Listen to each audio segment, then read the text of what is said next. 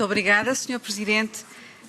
Sr. Presidente, caros colegas, com este projeto de relatório procurei contribuir para a visibilidade e o debate sobre as zonas rurais, iniciado pela Comissão com a sua comunicação sobre a visão de longo prazo para as zonas rurais, reforçando assim a necessidade e a urgência de ação sobre o seu presente e o seu futuro. Podendo parecer redundante recordar a importância das zonas rurais e os seus múltiplos desafios, em particular os que ocorrem nas áreas mais remotas e menos desenvolvidas, nunca é demais, contudo, insistir no óbvio, que os cidadãos das áreas rurais devem poder beneficiar de condições equitativas aos outros cidadãos, sem esquecer um olhar muito particular sobre aqueles que se integram nos grupos mais vulneráveis, que urge também uma renovação geracional efetiva e respostas às lacunas de género ainda persistentes em tantos domínios. E só desta forma se poderá falar no futuro de uma autêntica e integral concretização do Pilar Europeu dos Direitos Sociais.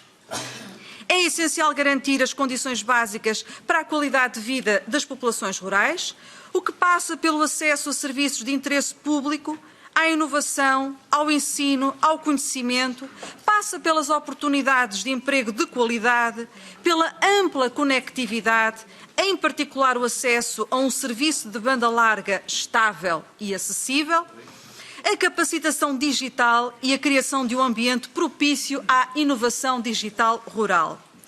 A diversificação e inovação da economia rural, baseadas no potencial local, será o caminho que permitirá aos cidadãos das zonas rurais beneficiar das novas e amplas oportunidades oferecidas pelas transições digital e verde.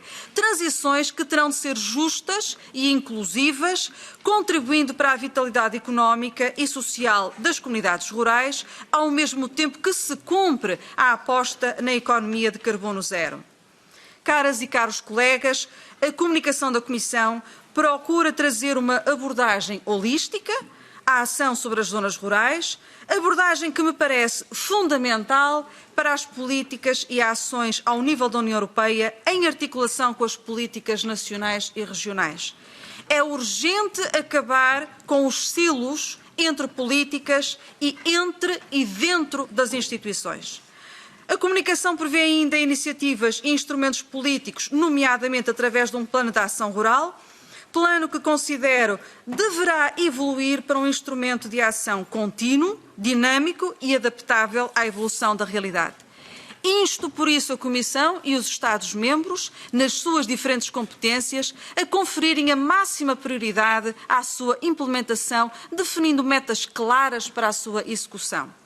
Saliento ainda outras iniciativas como o desenvolvimento de um pacto rural, envolvendo diferentes atores do mundo rural, a criação de um observatório rural e a implementação de um mecanismo de rural proofing, que, não sendo um conceito novo, e sublinho isto, tem ainda de superar os bloqueios existentes à sua implementação, a qual deve ser rápida e eficaz ao nível europeu e seguido pelos Estados-membros. Caras e caros colegas, as zonas rurais não podem esperar mais. Precisamos de ação imediata e de curto prazo. E lamento por isso que a comunicação da Comissão tenha sido tardiamente lançada, impossibilitando a sua plena integração no atual quadro de programação e planeamento de políticas. Mas o tempo da ação urge. O que há de ser feito tem de ser feito e sem mais demora. E por isso apelo também à Comissão para que desde já assegure que a dimensão territorial rural seja devidamente abordada e articulada nos planos estratégicos da PAC, nos programas da política de coesão e nos planos de recuperação e resiliência, com uma avaliação anual da sua implementação e impacto. Em paralelo, todos os Estados-membros devem estar igualmente empenhados em dar resposta aos desafios específicos das suas zonas rurais durante a implementação dos seus programas nacionais. Recordo ainda aqui o papel que todas as políticas e fundos europeus, tanto os de gestão partilhada como os de gestão direta, podem e devem desempenhar no apoio às zonas rurais. Contudo, A abordagem multifundos, que tanto pode ajudar a responder de tal forma holística às necessidades rurais, continua a enfrentar obstáculos à sua implementação, pelo que importa melhorar as sinergias e a coordenação entre os instrumentos e prosseguir no esforço da sua simplificação, em particular para os projetos de menor dimensão, mas fundamentais para as zonas rurais. Em paralelo, os Estados-membros devem apoiar as iniciativas líder CLLD, facilitando também eles as abordagens multifundos. E acredito ainda que um ring fencing ao nível da União Europeia de todos os fundos relevantes poderia contribuir para um desenvolvimento territorial sustentável mais forte. Recordo que a heterogeneidade e especificidade das zonas rurais exigem um desenho de políticas mais baseado nas comunidades e nas soluções personalizadas, envolvendo atores locais, autoridades e organizações da sociedade civil que devem desempenhar um papel ativo em todas as fases de desenvolvimento das políticas públicas. E tal passa também por uma efetiva aplicação do princípio de parceria, que encontra ainda, infelizmente, muitas resistências. Se o One Fit All não serve como abordagem em geral, para as zonas rurais não serve de todo. Próximas dos centros urbanos, ou em zonas remotas, ou montanhosas, ou em regiões ultraperiféricas, os seus desafios são diferentes, exigindo, por isso, estratégias e soluções de desenvolvimento específicas.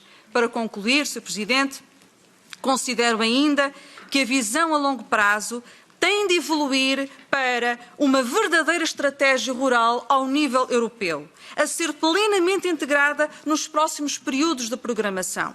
Os Estados-membros deverão também eles desenvolver as suas estratégias rurais para orientar uma ação coordenada a favor destas áreas.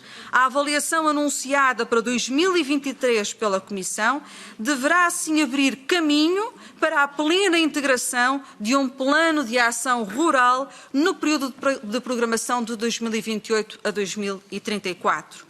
O tempo não permite, caros colegas, mais detalhes. Aliás, o próprio relatório tem também ele as suas limitações a que fomos obrigados e que me levaram à necessidade de fazer opções e de estabelecer prioridades e, por conseguinte, eu mesma irei também apresentar algumas emendas e, a partir de agora, obviamente que irei aguardar as contribuições dos colegas para, em conjunto, e com os nossos colegas relatores, em conjunto, enriquecermos aqui o nosso trabalho e conseguirmos, no final, ter um forte mandato deste Parlamento, do Parlamento Europeu, em defesa do futuro, do presente e do futuro do nosso mundo rural. Muito obrigada, Sr. Presidente.